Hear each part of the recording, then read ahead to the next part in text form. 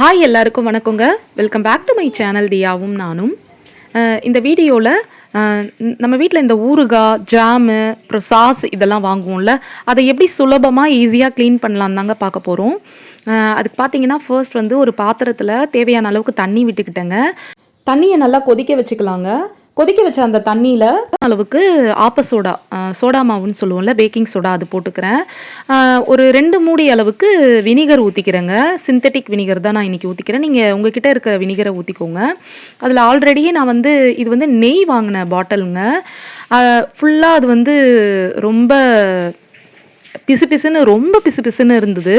அதுக்கப்புறம் வந்து ஊறுகாய் பாட்டில் ஒன்று ரொம்ப நாளாகவே என் கையில் இருந்ததுங்க. அது வந்து நான் ஆக்சுவலாக மறந்துட்டேன். சரி, அதையும் இது நடுவுலையே வந்து இது கூட நான் போட்டு வச்சுட்டேன். சரி, இதையும் சேர்த்து நம்ம வாஷ் பண்ணி பார்க்கலாம் அப்படின்னு சொல்லிட்டு. இப்போ இது நெய் பாட்டில் பார்த்தீங்கன்னாக்கா புதுசு தான். ஆனால் ஊறுகாய் பாட்டில் வந்து ரொம்ப பழசுங்க. அதோட எடுத்து வச்சு அதோட மூடியெல்லாம் வந்து ஓரளவுக்கு துரு பிடிச்ச மாதிரியே ஆயிடுச்சு. எவ்வளோ சுலபமாக பிரிஞ்சு வருது பாருங்கள். இத்தனைக்கும் வந்து நான் நிறைய தண்ணி ஊற்றவே இல்லை. ஆக்சுவலாக நீங்கள் இந்த மாதிரி பண்ணுறீங்க, பாட்டில்லாம் இது பண்ணுறீங்கன்னா எவ்வளோ ஸ்மூத்தாக வருது பாருங்கள். நான் ரொம்ப மைல்டாக தான் தேய்க்கிறேன். ஆனால் அந்த பேப்பர் எல்லாம் எவ்வளோ ஸ்மூத்தாக வருது பாருங்கள். எவ்வளோ க்ளீனாக எவ்வளோ நீட்டாகிடுச்சு பாருங்கள். இந்த மாதிரி நம்மக்கிட்ட இருக்க பாட்டில்ஸ்லாம் நம்ம க்ளீன் பண்ணி வச்சுக்கலாங்க. நம்ம ஆன்லைனில் கடையிலலாம் வாங்கினா அது காசு கொடுத்து வாங்குகிறோம்.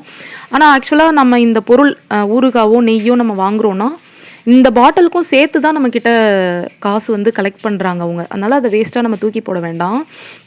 நான் சொன்னலைங்க, ஊறுகாய் பாட்டில் அந்த மூடி வந்து துருவே பிடிச்சிருச்சு. ஆனால் பாட்டில் நல்லா இருக்குங்க. சரி, மைல்டாக தேய்க்கலான்னு பார்த்தா அந்த துருலாம் போகலை. சரி, கொஞ்சம் லைட்டாக அழுத்தி தேய்ச்சவொன்னே அந்த பெயிண்டெல்லாம் வர ஆரம்பிச்சிருச்சு. சரி, ஓகே, ஃபுல்லாகவே நம்ம எல்லாத்தையும் இது பண்ணிடலாம் அப்படின்னு சொல்லிட்டு தான் இது பண்ணுறேன். ஃபஸ்ட்டு தூக்கி போடலாம் தாங்க பார்த்தேன். ஆனால் இப்போ மூடிலாம் கூட நமக்கு தனியாகவே கிடைக்குது. சரி, எதுக்கு தூக்கி போடணும்? இது வந்து ஒரு 500 ml. நான் வந்து இப்போ லாஸ்ட்டாக 400 mlன்னு நினைக்கிறேன். 6 பாட்டில் வந்து 184 rupeesக்கு வாங்கினேன். ஸோ அந்த மூடியை கூட நம்ம இதுக்கு ரீப்ளேஸ் பண்ணிக்கலாம். எப்படியும் பாட்டில் எப்போயாவது ஒரு வாட்டி உடையும்ல. ஸோ அப்போ நம்ம மாற்றி யூஸ் பண்ணிக்கலாம் அப்படின்னு சொல்லிட்டு தான்.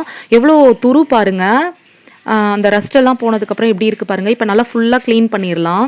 இந்த மாதிரி நம்ம வந்து தூக்கி போடாமல் யூஸ் நான் நிறைய ஊறுகாய் பாட்டில், சாஸ் பாட்டில்லாம் தூக்கி போட்டிருக்கேன். சரி, இனிமேல் இந்த லெமன் ஜூஸ் ஊற்றி வைக்கிறதுக்கு, இஞ்சி பூண்டு விழுதுலாம் போட்டு வைக்கிறதுக்கு, இதுக்கெல்லாம் நமக்கு கண்டிப்பாக இதெல்லாம் யூஸ் ஆகுங்க. அதனால தான் உங்கள் கூடயும் இதை ஷேர் பண்ணிக்கலாம். இந்த மாதிரி பாட்டில் க்ளீன் பண்ணால் ரொம்ப ஈஸியாக இருக்கும். இது வந்து ஃபுல்லாக க்ளீன் பண்ணி முடிச்சதுக்கப்புறம் ரொம்பவே நல்லா இருந்ததுங்க. நான் ரொம்ப ஸ்ட்ரெயின் பண்ணலை. இப்போ அந்த குட்டி பாட்டிலில் தான் நான் வந்து இஞ்சி பூண்டு விழுது போட்டுக்க போகிறேன். அந்த மூடியில் பார்த்தீங்கன்னாக்கா 2 பக்கம் நல்ல ஓட்டையே விழுந்துருச்சுங்க. இப்போ நான் அரைச்ச இஞ்சி பூண்டு விழுது வந்து இந்த குட்டி பாட்டிலுக்கு கரெக்டாக இருக்கும். அந்த ஓட்டையை வந்து அடைக்கிறதுக்காக எண்ணெய் கவர் இருக்குல்லங்க, அந்த கவரை கட் பண்ணி அந்த சைஸ்க்கு போட்டு வச்சுருக்கிறேன் நான். ஸோ அப்போ நம்ம யூஸ் பண்ணுற வரைக்கும் யூஸ் பண்ணலாம். அதுக்கு மேலே நம்ம வந்து வேறு மூடி கூட நம்ம மாற்றிக்கலாம். பாட்டில் நல்லா தானே இருக்குது அப்படின்னு சொல்லிட்டு. ஸோ அதனால தான் இப்போ இதில் இஞ்சி பூண்டு விழுது நான் இப்போ போட்டு வச்சுக்கிறேங்க. அப்புறம் இன்னொன்று வந்து இஞ்சி பூண்டு விழுது வந்து 4 பட கெடாமல் இருக்கணும்னா அதில் வந்து சில பேர் உப்பு கலந்து வைக்கணும்னு சொல்கிறாங்க, சில பேர் எலுமிச்சப்பழம் கலந்து வைக்கணும்னு சொல்லுவாங்க.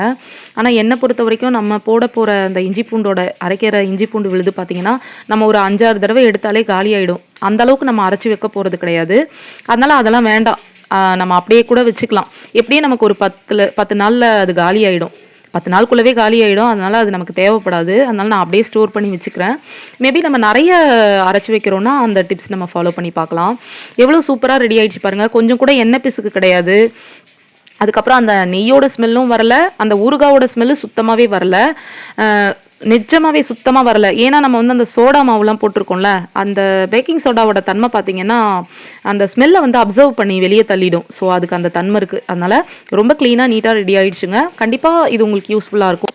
அப்புறம் தண்ணி நீங்கள் பாயில் பண்ணும்போது பாத்திரம் மூழ்கிற அளவுக்கு தண்ணி பாயில் பண்ணிக்கோங்க.